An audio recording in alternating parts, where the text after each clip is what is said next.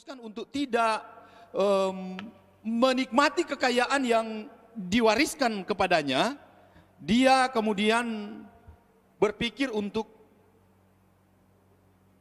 berlayar, ya, menikmati. Dia berlayar, Bapak Ibu Saudara. Dia berlayar dan singkat cerita di dalam dia tidak mau menikmati kenyamanannya, tetapi dia mau berlayar. Dia mau nyaman dengan dia pikir bahwa kalau dia meninggalkan persekutuan keluarga, persekutuan di dalam gerejanya, di dalam masyarakat, dia pikir dia enjoy-enjoy saja dengan hidupnya. Nah, satu kali dia memutuskan untuk berlayar. Dia berlayar dengan sebuah kapal dengan beberapa temannya, karena dia orang kaya, dia bisa beli kapal, dan tak diduga di tengah perjalanan kapal yang dia pakai untuk berlayar mengelilingi Laut Atlantik itu kemudian dihempas oleh badai. Apa yang terjadi, Bapak Ibu Saudara? Robinson Crusoe ini kemudian terdampar di satu pulau. Nah, dia terdampar di satu pulau dan di dalam satu pulau itu syukur dia masih di rangselnya, di kopernya itu masih terbawa dan dia memiliki banyak buku di sana. Dia bisa baca buku dan lain sebagainya. Nah, Bapak Ibu Saudara, apa yang ingin saya sampaikan di sini? Ketika dia membaca buku, dia mungkin bertumbuh di dalam konsep pola pikirnya, tetapi dia sendiri di satu pulau, tidak ada orang. Coba Bapak Ibu Saudara bayangkan Robinson Crusoe di tengah pulau sendiri dan dia cuma ditemani dengan buku-buku dan dia kemudian membaca buku-buku. Ya, tetapi apakah dia bertumbuh secara sehat? Dikatakan pada waktu novel ini ditulis, sebetulnya dia seperti menjadi orang gila karena dia sendiri ditemani dengan buku-bukunya. Saya ingin katakan kepada Bapak Ibu Saudara, di dalam cerita ini mengajarkan kepada kita bahwa kita tidak bisa hidup sendiri, bukan?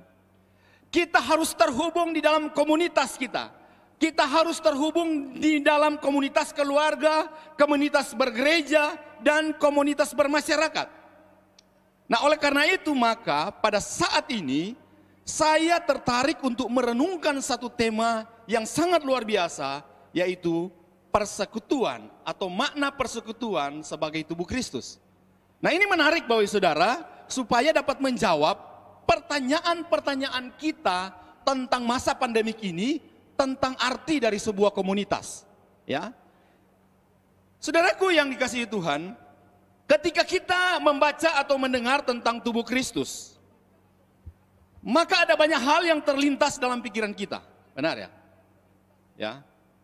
Ketika kita membaca atau mendengarkan tentang tubuh Kristus, maka ada banyak hal yang terlintas dalam pikiran kita, bukan? Kebanyakan di antara kita terpikir bahwa tubuh Kristus itu sekedar kebersamaan secara organisasi gereja atau lembaga di dalam konteks bergereja. Sekali lagi, kebanyakan orang berpikir bahwa persekutuan tubuh Kristus itu hanya sekedar kebersamaan sebagai tubuh Kristus di dalam gereja atau lembaga. Saudara, ini pemikiran yang sangat sempit. Kenapa? Saudara, kita lihat bersama-sama di dalam konteks ini.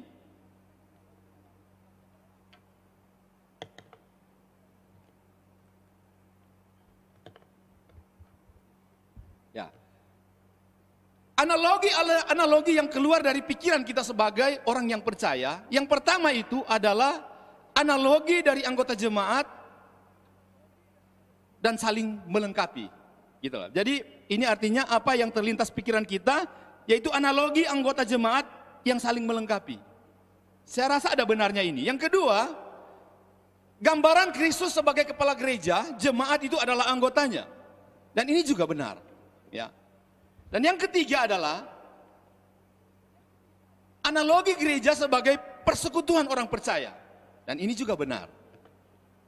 Dan yang terakhir itu adalah kesatuan di dalam Kristus dan lain sebagainya. Dan ini adalah pemikiran-pemikiran kebanyakan dari kita sebagai orang yang percaya memahami tentang konsep persekutuan sebagai tubuh Kristus, yaitu jemaat yang saling melengkapi, gambaran Kristus sebagai kepala gereja, jemaat itu adalah anggotanya, atau analogi gereja sebagai persekutuan orang percaya, atau kesatuan di dalam Kristus, ya, dan sebagainya. Nah, inilah yang kemudian kita harus pahami bersama di dalam konteks ini, supaya kita memahami dengan benar bahwa persekutuan orang percaya sebagai tubuh Kristus bukan hanya dipahami secara analogi-analogi semata seperti yang saya sebutkan tadi. Ya, bukan cuma hanya dipahami, wah jemaat saling melengkapi, baru Kristus itu sebagai kepala, jemaat adalah anggotanya, baru gereja sebagai persekutuan orang percaya, baru kesatuan di dalam Kristus dan lain sebagainya. Nah, saudara-saudaraku yang dikasihi Tuhan, singkatnya konsep tubuh Kristus sangat berkaitan erat dengan konsep panggilan secara individual sebagai orang percaya. Artinya apa Bapak Ibu Saudara? Setiap kita dipanggil untuk masuk di dalam persekutuan, beriman kepadanya dan melakukan kehendaknya. Singkatnya saya ingin katakan bahwa kita sebagai bagian dari persekutuan tubuh Kristus harus sadar benar akan sesuatu yang baru di dalam Kristus ketika kita masuk di dalam persekutuan, dalam konteks bergereja atau dalam konteks koinonia. Nah, saudara, inilah yang penting untuk kita perhatikan, sehingga saya kemudian memunculkan satu pertanyaan, apa arti persekutuan sebagai tubuh Kristus? Secara cepat saya akan jelaskan. Nah, saudara-saudaraku yang dikasihi Tuhan, arti persekutuan sebagai tubuh Kristus, yang pertama itu saya pahami begini, Bapak Ibu Saudara. Di dalam konteks ini, kata Yunani untuk persekutuan itu sendiri kita sudah tahu, koinonia, ya. Koinonia yang berasal dari kata benda koinos, bersama, ya. Kata ini merujuk kepada persekutuan yang terjadi di dalam konteks gereja mula-mula. Kata koinos ini bersama. Kalau kita belajar di dalam sejarah gereja, di konteks mula-mula, dikatakan bahwa di dalam persekutuan gereja mula-mula, mereka itu bersekutu di rumah-rumah, dan apa yang menjadi milik teman lain itu menjadi milik saya. Jadi menjadi milik bersama. Ini koinos dalam konteks itu. Tetapi seiring dengan berjalannya waktu, kata koinonia itu kemudian dirujuk kepada satu konsep yang lebih mendalam lagi, yang bukan hanya sekedar kita itu dalam konteks persekutuan yang saling. Bukan cuma persekutuan yang saling mendoakan, bukan cuma dalam konteks itu ternyata. Ya, apalagi dalam pandemi ini kita harus melihat di dalam konteks ini bahwa orang yang memahami bahwa konteks koinonia itu kita berkumpul di satu ruang ibadah, mereka bilang kita sudah berkoinonia. Memang itu juga salah satu pengertian di dalamnya, tetapi bukan itu satu-satunya. Maka ketika Bapak Ibu Saudara sedang beribadah di rumah, Bapak Ibu Saudara sebetulnya sedang berkoinonia. Hanya saja Bapak Ibu Saudara perlu untuk kita ingatkan bahwa konteks untuk bersekutu secara bersama itu tidak akan pernah hilang. Maka setelah pandemi nanti berakhir, kita akan tetap di dalam konvensional, bertemu muka. Karena memang makna konkret dari itu adalah satu kebersamaan, berarti apa yang menjadi deritamu juga adalah menjadi deritaku. Dalam konteks kebersamaan ini, bahwa engkau sakit, saya merasa sakit. Maka Paulus di dalam konteks itu memberikan penjelasan secara detail bahwa kalau persekutuan itu sebagai tubuh Kristus, Yesus adalah kepala dan kita adalah anggota-anggotanya. Kenapa Paulus harus memberikan satu gambaran tubuh? Saya kasih contoh. Ini dalam konteks bersama. Ketika kita mengerjakan sesuatu, tiba-tiba tangan kita kena pisau. Terasa sakit, kepala sakit, tubuh sakit, semua sakit. Nah, dalam konteks bergereja berarti kalau ada jemaat yang sedang sakit, kita juga ikut merasa sakit. Inilah yang disebut dengan koinonia, bersama. Milikmu milikku, artinya apa yang engkau sedang alami juga menjadi deritaku.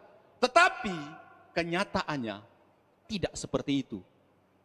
Saudara-saudaraku yang dikasihi Tuhan kita Yesus, arti persekutuan, ya, saya ingin sampaikan kepada Bapak Ibu Saudara bahwa arti persekutuan sebagai tubuh Kristus itu adalah seiring dengan perkembangan, maka persekutuan itu diarahkan kepada kebersamaan yang saling merasakan satu dengan yang lain. Artinya bahwa persekutuan sesama orang percaya yang saling memperhatikan, saling mengasihi, dan saling membangun serta saling membantu dengan yang lain. Tetapi kata saling ini maknanya dalam, Paulus jelaskan. Bukan cuma hanya sekedar kita menolong dan kemudian sudah, yang penting kita sudah menolong. Tetapi ada satu hal konkret yang Paulus ingin sampaikan di sana tentang arti dari kata koinos itu sendiri, yang diterjemahkan menjadi kata koinonia sebagai tugas panggilan gereja. Jadi saudaraku yang dikasihi Tuhan, kalau kita beres dengan Tuhan, kemudian kita tidak beres dengan sesama, itu adalah masalah. Nah, oleh karena itu di dalam 1 Korintus 12 ayat 12, 24 sampai 25, itu jelas Paulus memberikan satu penjelasan di sini tentang bagaimana di persekutuan itu, makna persekutuan itu sendiri. 1 Korintus 12 ayat 12 itu mengatakan begini. Karena sama seperti tubuh itu satu dan anggota-anggotanya banyak, dan segala anggota itu sekalipun banyak merupakan satu tubuh, demikian pula Kristus. Di dalam 1 Korintus 12 ayat 24 sampai 25 itu mengatakan begini, Bapak Ibu Saudara. Hal itu tidak dibutuhkan oleh anggota-anggota kita yang elok. Allah telah menyusun tubuh kita begitu rupa sehingga kepada anggota-anggota yang tidak mulia diberikan penghormatan khusus. Supaya jangan terjadi perpecahan dalam tubuh, tetapi supaya anggota-anggota yang berbeda itu saling memperhatikan. Perhatikan apa yang dikatakan Paulus. Hal itu tidak dibutuhkan oleh anggota-anggota kita yang elok. Allah telah menyusun tubuh kita begitu rupa sehingga kepada anggota-anggota yang tidak mulia diberikan penghormatan khusus. Artinya penyataan di sini Paulus sedang memberitahukan bahwa sebenarnya di Korintus ini sedang terjadi satu pengkultusan. Ya, kita tahu pengikut Apolos, pengikut Paulus, pengikut Kristus dan lain sebagainya. Mereka mencari kepentingan sendiri di dalam konteks itu dan mereka mengatakan berbeda kamu dengan saya. Di dalam konteks oikomene sebetulnya menjadi satu landasan kita berpola pikir itu adalah satu tubuh Kristus.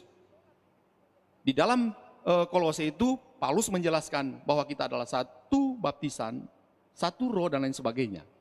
Nah, oleh karena itu saudaraku yang dikasihi Tuhan, di dalam satu persekutuan itu kita harus benar-benar mengerti bahwa ketika tubuh yang satu sakit, maka kita juga ikut merasa sakit. Nah, saudara-saudaraku yang dikasihi Tuhan, di dalam 1 Korintus 12 ayat 26 itu mengatakan begini. Karena itu jika satu anggota menderita, semua anggota turut menderita. Jika satu anggota dihormati, semua anggota turut bersukacita. Kamu semua adalah tubuh Kristus dan kamu masing-masing adalah anggotanya. Luar biasa Bapak Saudara. Koinonia itu diterapkan atau ditetapkan oleh Tuhan dalam firman-Nya sebagai dasar yang teguh.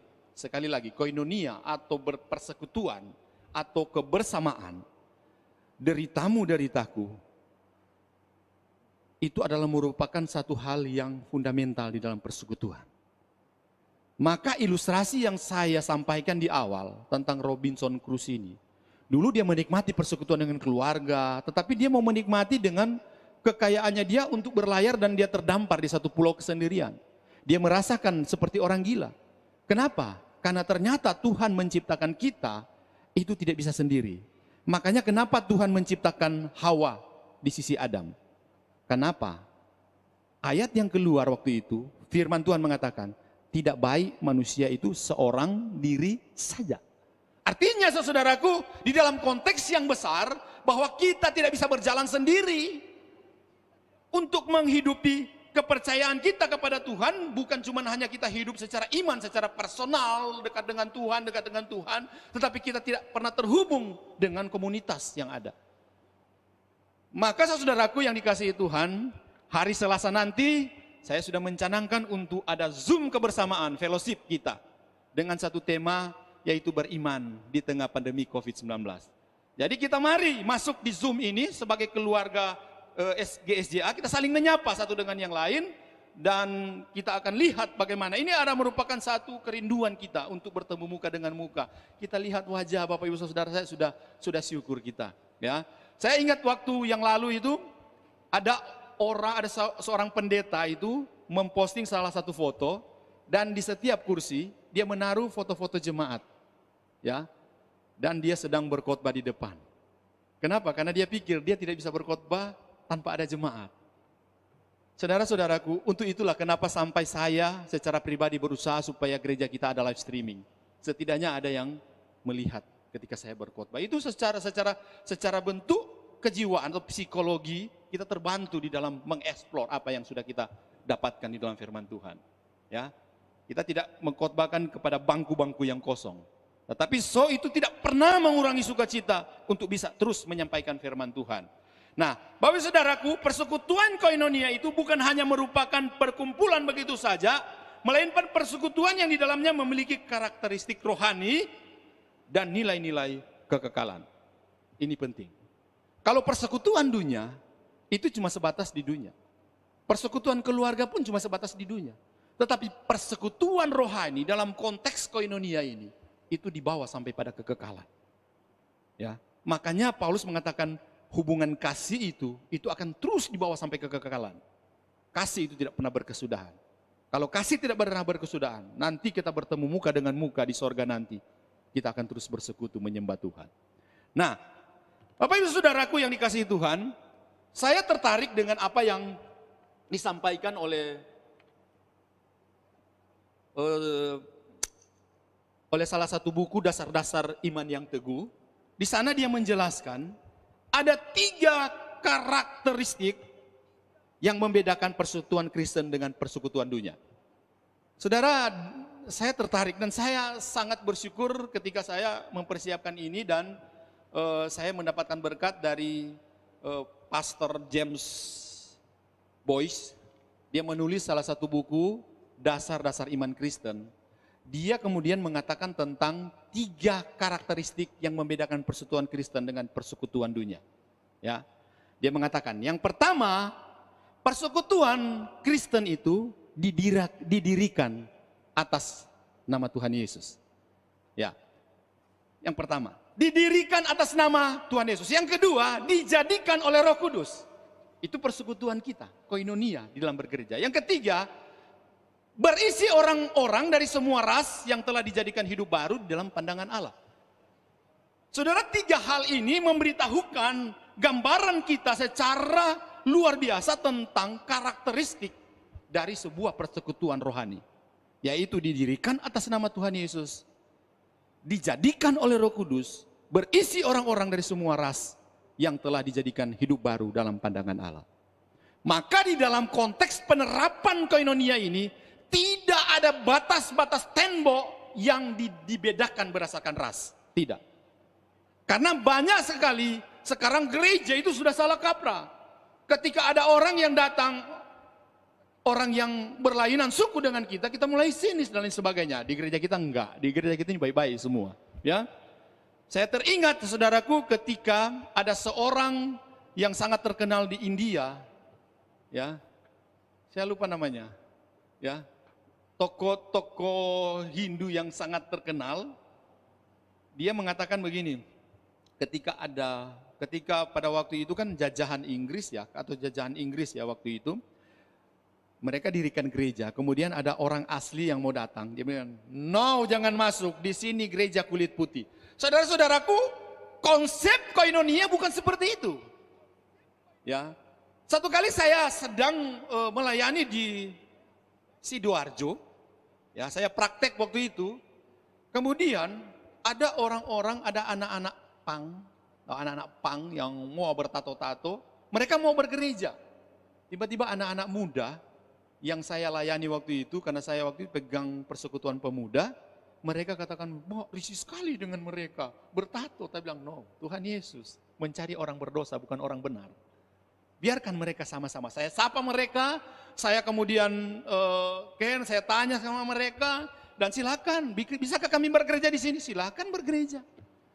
Nah, persekutuan ini, persekutuan rohani kita adalah persekutuan yang didirikan atas dasar Yesus Kristus. Dijadikan oleh Roh Kudus dan terdiri dari semua ras. Semua ras yang telah lahir baru. Ya, semua ras yang telah percaya Yesus sungguh-sungguh. Kalau nggak percaya, sekalipun dia ada di persekutuan, dia tidak akan pernah menikmati persekutuan itu.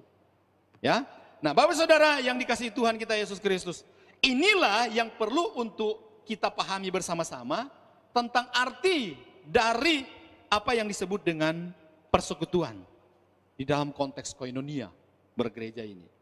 Sehingga saudaraku, saya mengatakan bahwa makna persekutuan orang percaya sebagai tubuh Kristus mengingatkan kita pada doa Tuhan Yesus pada waktu Yesus berdoa di Yohanes 17. Dia berdoa, dia mengatakan, Bapa, aku dan kamu itu adalah satu, Bapa dan saya itu adalah satu. Demikian juga dengan orang percaya satu. Saya berdoa untuk mereka supaya mereka menjadi satu. Ada lagu itu, jadikan kami satu untuk memuliakan Tuhan. Dan inilah saudaraku yang tentang konteks persatuan, di sana itu ada kebersamaan. Kebersamaan ini adalah senasib dan sepenanggungan. Engkau sakit, aku juga merasa sakit. Maka dalam konteks persekutuan dan koinonia ini, ketika ada jemaat yang sakit, mboe kita setidaknya menyapa, ada grup kita. Nyapalah orang-orang atau sapalah mereka. Ketika ada orang kedukaan, seperti ada orang kelahiran, ada orang ulang tahun dan lain sebagainya, mari kita sapa mereka. Walaupun cuma hanya kamuflase, tetapi itu sudah membangun sukacita yang besar bagi orang yang merasakan wow. Saudara-saudaraku yang dikasihi Tuhan kita Yesus Kristus, itulah sebabnya maka di dalam konteks kita bergereja, sekalipun tidak dalam ibadah konvensional, koinonia itu terasa di dalam hidup kita. Di rumah kita. Ketika kita suami istri mulai ada relasi yang baik dengan anak-anak, itu juga satu pembentukan koinonia. Saudara, saya membaca salah satu artikel, saya lupa penulisnya, dia mengatakan bahwa koinonia dasar itu terjadi diawali dari keluarga. Kalau keluarga kacau, ketika dia masuk di bergereja, koinonia itu tidak akan terbentuk. Maka kalau keluarga itu akur, saling mengasihi istri, suami, anak-anak, dasar membangun koinonia di dalam persekutuan yang lebih besar, itu akan tercipta, gampang tercipta. Maka orientasi di dalam pelayanan beberapa gereja, termasuk gereja kita sebetulnya, orientasinya seharusnya lebih ke arah kepada bagaimana membangun keluarga yang sehat, bagaimana membangun keluarga yang cinta Tuhan, bagaimana membangun iman keluarga yang benar-benar luar biasa. Ada beberapa jemaat, saudara, yang saya kenal, yang setiap hari ketika bersaksi, ya saya kasih contoh misalnya keluarga Pak Yosef Karsajati. Maaf ya Pak Yosef, saya harus sapa karena beliau memang di dalam kesaksian selalu membangun keluarga yang intim dengan Tuhan. Ingat Pak Pendeta Christian Lasus juga pernah menjelaskan bagaimana dia membangun keluarga, mendidik anak-anak takut akan Tuhan. Satu relasi sehingga ketika masuk di dalam persekutuan itu, terbentuk satu persekutuan yang kokoh di dalam gereja. Maka orang akan menilai, kalau orang troublemaker di gereja, orang akan berasumsi, di rumah dia itu nggak beres. Walaupun tidak sama sekali, tapi orang langsung berasumsi ke sana. Bagaimana dia di rumah ya? Nah saudara-saudaraku yang dikasihi Tuhan kita Yesus Kristus, kita lihat apa yang dikatakan Filipi 2 ayat 1 sampai 2. Dia katakan begini, jadi karena dalam Kristus ada nasihat, ada penghiburan kasih, ada persekutuan roh, ada kasih mesra dan belas kasihan. Karena itu sempurnakanlah sukacita dengan ini. Hendaklah kamu sehati sepikir dalam satu kasih, dalam satu tujuan. Ya. Saudara-saudaraku, dikatakan, karena itu sempurnakanlah sukacita ini, dengan ini hendaklah kamu sehati sepikir dan lain sebagainya. Paulus memberikan penjelasan ini di Filipi karena memang ada indikasi bahwa jemaat Filipi itu sedang menuju kepada perpecahan sama dengan Korintus. Maka saudaraku di dalam konteks ini kemudian saya harus jelaskan, Paulus memberitahukan kepada jemaat di Filipi dari penjara untuk mengatakan kepada mereka, hei kamu yang ada di dalam Kristus, kamu harus saling menasehati.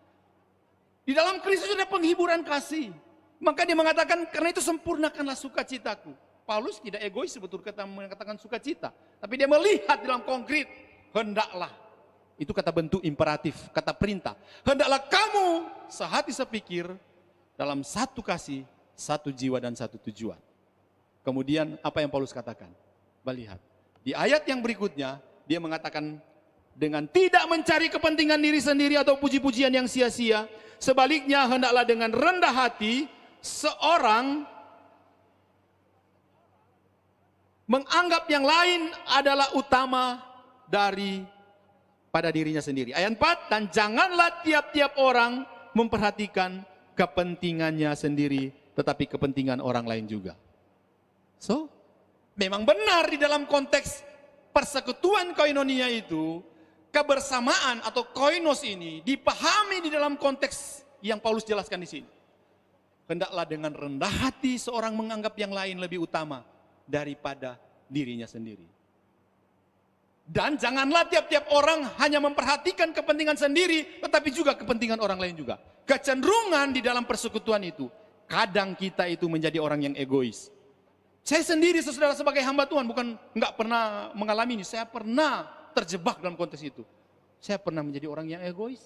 Tapi kemudian saya melihat Tuhan, saya kan ada di dalam satu komunitas tubuh Kristus, berarti saya cuma hanya bagian dari sekian banyak orang yang memperlengkapi alat yang menjadi.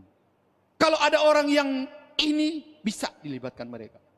Di dalam konteks ini kebetulan di dalam multimedia saya mengerti dikit dan syukur ya ada pemuda, ada aba dan dia sementara meregenerasi untuk pemuda-pemuda yang lain. Coba saling melengkapi di dalam satu persekutuan tubuh Kristus. Kalau saudara punya bagian lain misalnya di WL, worship leader, singers, silakan. Nah ini di bagian lain yang berkaitan dengan persekutuan koinonia, juga kita bisa dapat berbagi kasih. Ketika engkau berlebihan, engkau berbagi kasih dengan orang yang berkekurangan. Masa pandemi gini banyak orang yang berkesusahan. Banyak orang yang berkesusahan. Pada waktu kami mengikuti webinar tadi malam, pria integritas, ya, Bapak Ibu yang ada yang masuk di Zoom, yang dilaksanakan oleh Departemen Pria GSSJ Pusat, dengan menghadirkan Josh Carroll, Pastor Jose Carroll, dia menjelaskan, dia mengatakan, luar biasa saudaraku yang dikasihi Tuhan. Inilah yang menjadi satu kenyataan, bahwa sekarang ini, gereja-gereja sedang ada dalam kesulitan. Di dalamnya itu karena ada keluarga-keluarga juga yang ada kesulitan. Ditanyain bagaimana masa pandemik ini suami yang tidak bekerja, ditanya sama Jose Carroll. Bagaimana cara mendidik orang yang lebih atas dari kita, bagaimana menegur orang yang di atas kita.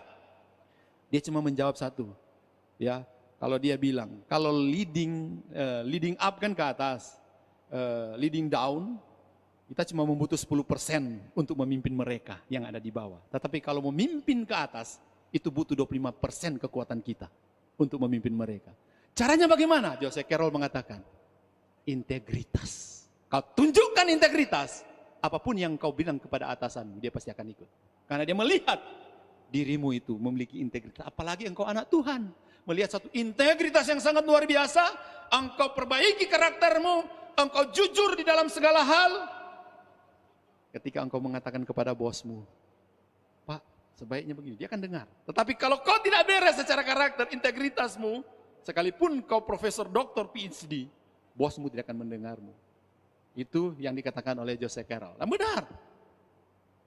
Leading down, memimpin ke bawah gampang. Hanya 5% kekuatan kita. Dia cuma, di bawah. Tapi kalau kita memimpin ke atas, itu paling sulit, saudara. Ya, makanya kita perlu belajar karakter Kristus di sana. Baik, Bapak Saudara yang dikasihi Tuhan.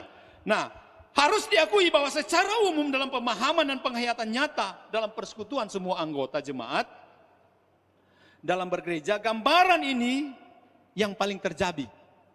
Ya, gambaran persekutuan yang saling memperhatikan itu rusak gitu. Ada banyak sekali kalau begini, coba lihat. Saya membaca salah satu buku yang ditulis itu Troublemaker di dalam gereja. Saya melihat ada orang-orang yang memang di dalam gereja itu yang asumsi mereka memang belum di dalam Tuhan. atau ada dosa-dosa yang belum dibereskan. Sehingga ketika masuk di dalam persekutuan, mereka jadi troublemaker. Jadi sebetulnya yang salah di mana?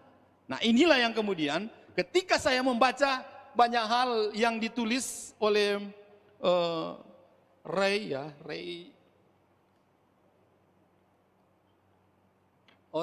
Ray Chestedham, ya. Saudara, saya ada tulis juga di dalam itu. Dia mengatakan begini, apa yang benar-benar hilang adalah pengalaman kehidupan persekutuan sebagai tubuh Kristus, yaitu kebersamaan yang penuh hangat di antara sesama orang Kristen sebagai koinonia, sebagai bagian dari esensial dari kekristenan sejati. Pengalaman dia meneliti di dalam banyak persekutuan gereja bahwa yang gagal adalah kehidupan persekutuan sebagai tubuh Kristus. Dia mengatakan, ada pertanyaan nih, apa yang menjawabkan gagal untuk saling mengasihi? Karena di dalamnya ada orang-orang menurut dia yang belum percaya, belum lahir baru di dalam Tuhan. Ya, nah, oleh karena itu Bapak Saudara, di dalam konteks inilah penerapan persekutuan jemaat, kita harus benar-benar melihat dari makna yang kita renungkan di minggu ini. Makna persekutuan yang sesungguhnya. Nah, seharusnya di masa-masa pandemi COVID-19 ini, sekarang ini konsep persekutuan sebagai tubuh Kristus itu benar-benar itu harus diterapkan. Pertanyaan-pertanyaan yang muncul kemudian adalah, apa yang salah atau apa yang menyebabkan sehingga makna persekutuan sebagai tubuh Kristus mulai hilang. Di dalam masa pandemi gini, kadang kita sedang memikirkan tentang pergumulan secara keluarga pribadi, tetapi akhirnya kita lupa bagaimana menerapkan koinonia yang sesungguhnya di dalam konteks bergereja. Mungkin kita salah memahami konsep persekutuan sebagai tubuh Kristus, atau ada beberapa asumsi yang menurut saya itu menjadi pertimbangan kita di dalam konteks ini. Ya, kenapa praktek persekutuan tubuh Kristus itu sering gagal? Ya, saya melihat di sini ada 3 hal, ya, sebagai asumsinya. Asumsi pertama adalah adalah orang yang masuk dalam persekutuan umat Tuhan atau gereja sejatinya bukan orang yang telah benar-benar ada di dalam Kristus. Dia mengatakan, jadi kegagalan di dalam konteks ini, di dalam konteks persekutuan itu, yang pertama itu adalah dia berasumsi bahwa ada orang-orang yang ada di dalam gereja yang belum lahir baru, yang masuk di dalam persekutuan yang belum benar-benar percaya kepada Tuhan. Yang kedua, dia memberikan asumsi yang kedua itu adalah kemungkinan juga ada dosa-dosa yang belum terselesaikan. Ya. Ada dosa-dosa yang belum terselesaikan. Ya. Yang ketiga, dia berasumsi ketiga adalah kemungkinan kita belum sepenuhnya memahami tentang makna dari persekutuan itu sendiri. Jadi 3 hal yang dijelaskan di sana, kenapa sampai persekutuan itu gagal. Yang pertama itu adalah ada orang-orang yang belum lahir baru yang masuk di dalam persekutuan. Yang kedua, ada orang-orang yang masuk dalam persekutuan tetapi dosa-dosanya belum beres di hadapan Tuhan. Ya.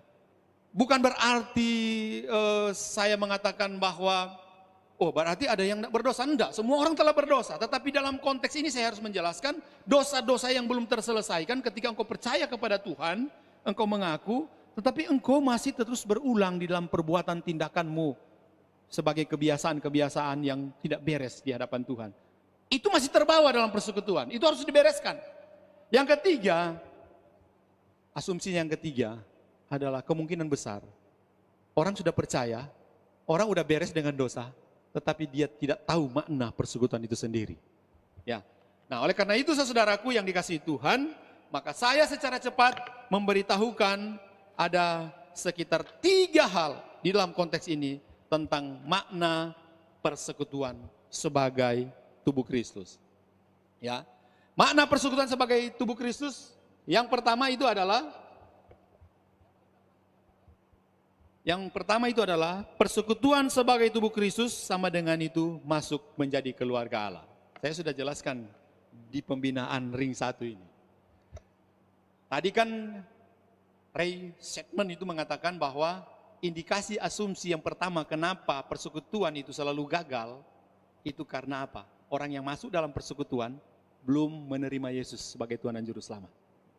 Atau orang yang belum lahir baru. Maka makna persekutuan sebagai tubuh Kristus yang pertama itu adalah persekutuan itu dia masuk menjadi anggota kerajaan Allah, anggota keluarga Allah. Bagaimana caranya? Dia harus benar-benar lahir baru. Saudara-saudaraku yang dikasihi Tuhan, ini unik di dalam konteks ini supaya kita bisa dapat memahami makna dari persekutuan, supaya kita bisa dapat menerapkan persekutuan itu adalah betul-betul menerapkan, memahami tentang kita menjadi anggota keluarga Allah. Yesus menjawab ya, di dalam Yohanes 3 ayat 3 dia mengatakan begini. Aku berkata kepadamu, sesungguhnya jika seorang tidak dilahirkan kembali, ia tidak dapat melihat kerajaan Allah. Yohanes 3 ayat 3. Yohanes 1 ayat 12 sampai 13. Tetapi semua orang, dia katakan, tetapi semua orang yang menerimanya diberinya kuasa supaya menjadi anak-anak Allah, yaitu mereka yang percaya dalam namanya, orang-orang yang diperanakan bukan dari darah atau dari daging, bukan pula secara jasmani oleh keinginan seorang laki-laki, melainkan dari Allah. Saudara, di ayat ini Tuhan Yesus mau mengingatkan kepada kita bahwa orang yang dapat melihat kerajaan Allah adalah orang-orang yang sudah dilahirkan kembali. Menerima Yesus sebagai Tuhan dan Juru Selamat. Engkau lahir kembali. Kalau kita ada di dunia ini menjadi anggota keluarga papa mama kita, kita apa? Lahir. Benar ya? Secara dunia kita lahir dan menjadi otomatis anggota keluarga secara duniawi, papa mama kita, oma opa kita, karena dilahirkan dari satu benih, dari satu keturunan, jadi keluarga besar. Kita menjadi anggota keluarga. Saya coba beritahukan kepada bapak saudara, bagaimana kalau ada keponakan kita yang sakit? Kita rasa sakit nggak? Sakit. Saya kalau dengar adik saya punya anak itu sakit, saya tuh, aduh kenapa sakit? Saya bingung. Kenapa? Udah masuk, udah lahir di keluarga, di satu keluarga. Demikian juga di dalam konteks persekutuan secara rohani, bergereja. Engkau sudah lahir baru, engkau harus lahir kembali supaya engkau menyatu di dalam keluarga kerajaan Allah. Dan kita bisa layak menyebut dia Aba ya Bapa. Benar nggak ya? Ya benar. Kalau kita nggak lahir baru, berarti walaupun kita ada persekutuan, kita tidak menikmati persekutuan itu karena kita bukan anggota kerajaan Allah, karena kita belum lahir baru. Prinsipnya yang pertama itu, makna yang pertama, cross check dalam hidup saya. Ketika saya sudah lahir baru, saya lahir baru secara rohani, saya sudah masuk menjadi anggota kerajaan Allah. Maka di dalam konteks persekutuan, kita pasti merasa ibah ketika ada orang yang sakit. Kenapa? Karena kita masuk di dalam satu keluarga kerajaan Allah. Ya, benar ya? Ini analogi berpikir, pola pikir kita untuk berpikir bahwa persekutuan konkretnya adalah kita harus lahir baru, menjadi anggota keluarga Allah. Kita percaya kepada Tuhan Yesus sebagai Tuhan dan Juru Selamat pribadi, kita dilahirkan kembali, kita menjadi anggota keluarga kerajaan Allah. Amin. Bapak Ibu Saudara di rumah adalah anggota keluarga kerajaan Allah. Amin. Amin. Berarti kalau kita menjadi anggota keluarga Allah, kita sudah masuk dalam persekutuan yang sejati. Kepalanya itu adalah Kristus. So ini yang harus kita perhatikan benar-benar. Nah, Rick Warren itu mengatakan begini. Ketika kita beriman dalam Kristus, Tuhan menjadi Bapa kita menjadi anak-anaknya, orang-orang percaya yang lain menjadi saudara-saudara kita, dan gereja menjadi keluarga rohani kita. Keluarga Tuhan termasuk semua orang percaya pada masa lalu, masa kini, dan masa datang. The purpose, the driven life. Rick Warren itu mengatakan, ya benar saudara, ketika kita beriman dalam Kristus, kita menjadi anggota keluarga Allah. Berarti kalau kita menjadi anggota keluarga Allah, kita menjadi anak-anak Tuhan, orang-orang percaya lain menjadi saudara-saudara kita, benar nggak ya? Kalau udah begini semangat saya kalau menjelaskan, ya. Maaf, ini agak sedikit teori supaya kita memahami makna yang sesungguhnya. Kenapa sampai Paulus selalu mengingatkan kepada jemaat yang cenderung memasuk dalam perpecahan, karena mereka nggak memahami tentang konsep ini. Ketika kita memahami bahwa kita sudah lahir baru, maka kita merasa bahwa kita adalah anggota keluarga Allah. Apa yang sakit dari anggota keluarga kita akan rasakan. Ya, itu prinsip. Ya. Nah, saudara-saudaraku, saya kasih contoh lagi ya. Ketika kita dalam kelahiran kita mendapatkan hadiah, benar ya? Saya walaupun ulang tahun saya waktu belum menikah dengan istri jarang dapat hadiah. Ya. Kadang-kadang ada cuman hadiah selamat ulang tahun ya. Nanti oleh-oleh gampang, tunggu-tunggu oleh-oleh nggak dapat juga. Tapi setelah menikah dengan istri, ada surprise. Ketika saya ulang tahun, saya dikasih surprise. Surprise yang saya tidak tahu. Tiba-tiba, wah sudah happy birthday, udah lupa juga lahirku. Tetapi itu, secara jasmani. Tapi bagaimana dengan rohani? Saudara, secara rohani, Tuhan menghadiah kita bukan cuma hanya benda, tetapi istimewa yang Tuhan kasih. Kelahiran jasmani pun kita dapat penghargaan dari keluarga kita. Kalau kelahiran rohani, Tuhan kasih dahsyat dan sangat luar biasa. Amin. Ya. Pada saat kita dilahirkan kembali ke dalam keluarga Tuhan, kita mendapatkan hadiah ulang tahun kita. Nama keluarga, keserupaan keluarga, hak istimewa keluarga, kedatakan hubungan keluarga dan lain sebagainya. Benar nggak ya? Jadi inilah hak istimewa kita sebagai orang-orang yang sudah masuk di dalam kerajaan Allah. Nah, saudara-saudaraku yang dikasihi Tuhan, prinsipnya, maka saya katakan di dalam konteks ini tentang prinsip koinonia. Prinsip koinonia adalah nilai dari persekutuan sebagai tubuh Kristus dalam sebuah komunitas orang-orangnya saling terkait di dalamnya karena dituntut untuk saling mengasihi, saling memperhatikan, saling mendoakan, dan saling menolong satu dengan yang lain. Minggu depan, Pastor Arta, ya, Pendeta Arta akan menjelaskan tentang persekutuan yang saling membantu satu dengan yang lain. Nah, ini prinsip koinonia. Nilai dari persekutuan sebagai tubuh Kristus adalah sebuah komunitas. Sekali lagi, nilai dari persekutuan tubuh Kristus dalam sebuah komunitas adalah orang-orang yang saling terkait di dalamnya. Yang saling mengasihi, saling memperhatikan, saling berbagi, saling mendoakan, saling melayani satu dengan yang lain.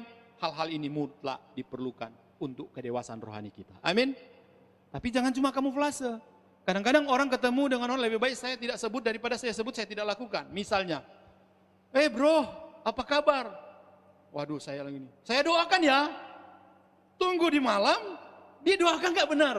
Kadang-kadang kita lupa. Ya syukur kalau kita mendoakan. Tapi karena hanya kamuflase. Untuk wujud perhatian kita kepada orang lain, saya doakan ya. Kadang kita lupa, benar atau betul? Karena saya juga sering, pernah begitu. Saya bilang mau doakan, saya tidak doa. Saya rasa berdosa, saya harus mendoakan dia. Ya, ini prinsip saudaraku. Yang kedua, ya, maaf ya, agak lama ya. Yang kedua, persekutuan itu adalah membangun iman dalam komunitas. Saudara, saya jelaskan ini. Persekutuan yang membangun iman ini, persekutuan itu sebagai persekutuan yang membangun iman dalam komunitas.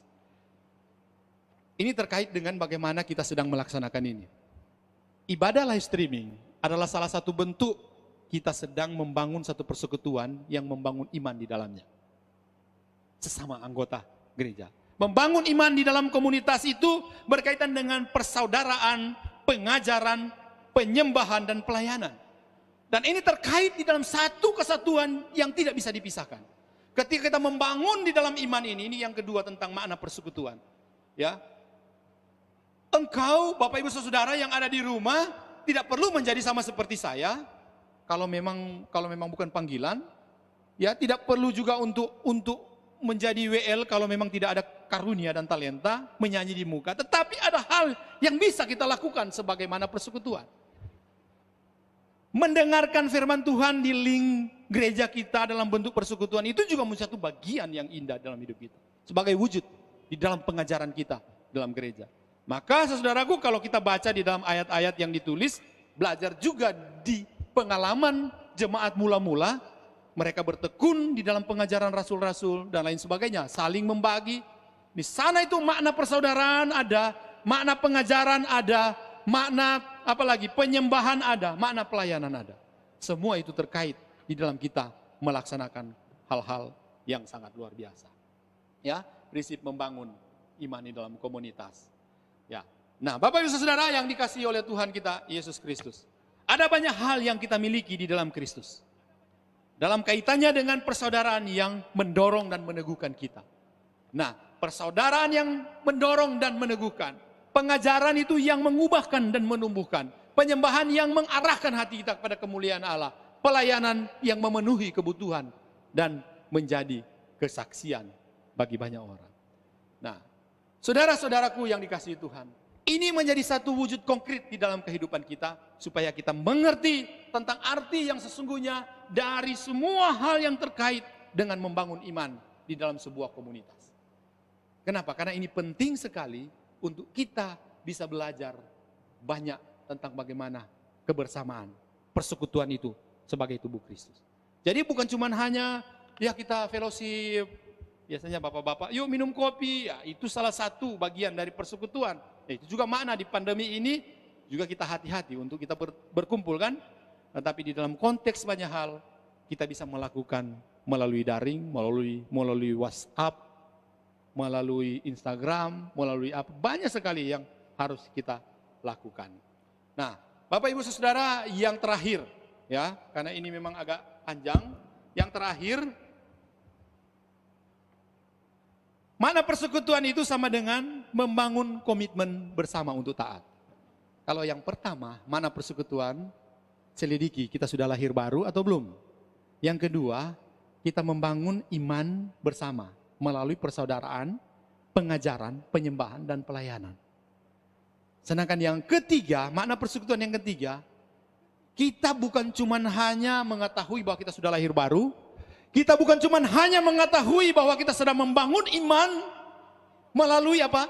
Melalui persaudaraan kita, melalui pengajaran, melalui penyembahan, melalui pelayanan, tetapi yang dituntut dari sebuah persekutuan itu adalah komitmen dan ketaatan. Nah, ini penting sekali supaya kita bisa dapat terus berjalan di dalam konteks kehidupan orang percaya dan kita bisa dapat terus berjalan di dalam iman secara bersama-sama. Saudara-saudaraku yang dikasihi Tuhan. Yang ketiga, ya, makna ketiga persekutuan sebagai tubuh Kristus. Nah, saya tertarik di dalam apa yang dikatakan oleh Rick Warren lagi. Dia katakan begini, Bapak Ibu. Di dalam buku The Purpose Driven Life, ya, dia bilang begini, kehidupan Kristen lebih dari sekedar komitmen pada Tuhan. Kehidupan Kristiani juga meliputi komitmen pada keluarga Tuhan, pekerjaan dan sebagainya. Tingkat komitmen saudara kepada Tuhan menjadi dasar kasih dan komitmen kita kepada persekutuan keluarga Tuhan dan juga pekerjaan. Artinya begini, Rick Warren ingin menyampaikan begini kepada kita tentang persekutuan. Dia bilang begini, kehidupan Kristiani lebih dari sekedar komitmen. Kemudian dia bilang juga, kehidupan Kristiani juga meliputi komitmen pada keluarga, Tuhan, dan pekerjaan. Kedua ya, komitmen kepada Tuhan, komitmen kepada keluarga, dan pekerjaan. Kemudian dia mengatakan, dasar dari bagaimana kita berkomitmen kepada keluarga, pekerjaan, dan pelayanan, yang pertama-tama adalah komitmen kepada Tuhan. Kalau engkau komit dengan Tuhan, di dalam segala hal, itu akan terimplementasi di dalam komitmen kita di dalam keluarga, pekerjaan, dan pelayanan. Kalau engkau enggak beres dengan komitmen kau kepada Tuhan, jangan kau berharap engkau bisa dapat berkomitmen di dalam keluarga, pelayanan, dan pekerjaan. Saudara, Rick Warren itu memberikan penjelasan dengan dasar firman Tuhan yang sangat luar biasa, saudara. Ya, dia mengatakan prinsip komitmen itu merupakan bagian yang integral di dalam kehidupan orang percaya. Ya, misalnya ada 4 hal. Ya, 4 hal. Yang pertama itu adalah komitmen lihat. Yang kedua itu adalah komitmen datang. Yang ketiga itu komitmen tumbuh. Dan yang keempat itu komitmen layani. Saudara-saudaraku, komitmen lihat itu orang pada tingkat komitmen ini masih dalam taraf melihat-lihat. Ya, mereka belum penuhnya persekutuan yang tetap untuk beribadah. Mereka masih suka berpindah-pindah dan mencari-cari channel yang lain untuk beribadah. Ini komitmen lihat. Ingat baik-baik Bapak Ibu Saudara, kita sedang melakukan ibadah live streaming. Komitmen lihat ini, menurut Rick Warren, dia mengatakan begini, dalam konteks ibadah live streaming, orang pada tingkat komitmen lihat ini masih taraf melihat-lihat. Mereka belum penuh masuk dalam persekutuan, tetap untuk beribadah, tapi mereka masih suka pindah-pindah channel. Mau channel ini, tidak masalah. Ini cuma dalam konteks apa yang Rick Warren jelaskan. Masih lihat-lihat. Nah, banyak gereja juga melakukan itu, masih melihat-lihat. Kemudian yang kedua, itu komitmen datang. Komitmen datang itu adalah orang pada tingkat komitmen ini sudah melalui komitmen lihat. Dia sudah lihat-lihat dulu, pindah-pindah channel. Akhirnya dia lihat kembali lagi dan mereka sudah mulai mendapatkan tempat persekutuan yang cocok dan mereka tidak lagi berpindah-pindah channel di dalam YouTube. Ya, saudara, komitmen tumbuh adalah orang pada tingkat komitmen ini sudah melewati komitmen lihat, komitmen datang. Mereka tidak hanya datang tetapi mereka mau bertumbuh dalam persekutuan mereka untuk mencari dan mau terlibat dalam kelas pembinaan. Kita ada Zoom nanti ya, karena kita masih memakai daring ya. Kita masih ada, enggak apa-apa kalau saudara masih ada pekerjaan, saudara tidak dituntut itu, tetapi saudara memang harus memiliki komitmen seperti ini. Yang ketiga itu komitmen layani. Menurut Rick Warren, komitmen yang paling dalam dan inti dari persekutuan setelah melihat, datang dan bertumbuh adalah mereka terlibat di dalam melayani. Saling mendoakan itu tadi, saling mengasihi, saling menolong, itu terlibat di dalam komitmen ini. Sehingga saudaraku yang dikasihi Tuhan, akhirnya saya mengatakan di sini, ya di dalam konteks itu, dikatakan begini, jangan, saya dapat satu buku yang sangat luar biasa, ya dia tulis begini, jangan hanya kencan mingguan dengan gereja, cintailah keluarga Tuhan dengan memperdalam komitmen kepadanya. Artinya begini, dia bilang, jangan hanya kencan mingguan dengan gereja, tetapi cintailah keluarga Tuhan. Artinya, kehidupan komitmen koinonia kita bukan sebatas hari Minggu. Komitmen kita dalam persekutuan itu adalah berkaitan dengan setiap hari kita lakukan. Ya, mencintai keluarga Tuhan dengan memperdalam komitmen kita kepadanya, inilah yang kemudian saya sebutkan, yang disebutkan Joshua Harris di dalam salah satu buku yang sangat bagus. Dia mengatakan jangan hanya kencan mingguan dengan gereja, karena kita di hari Minggu kita kencan, ya kita beribadah, tapi setelah hari-hari lain karena sibuk dengan pekerjaan kita sudah lupa untuk mengambil komitmen kita, baik berelasi dengan sesama maupun berelasi dengan Tuhan. Sehingga saya menutup di dalam firman Tuhan ini yang terakhir, untuk membangun komunitas yang sesungguhnya kita memerlukan ini, ya. Kita memerlukan yang pertama adalah saling jujur dan terbuka. Saudara harus jujur, ini komitmen, tingkat komitmen.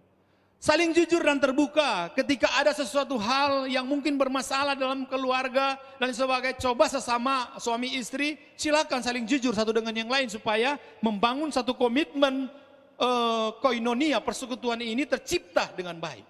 Saling jujur dan terbuka. Kalau ada sesuatu di antara kita yang tidak masih kita simpan dan tidak membuka itu.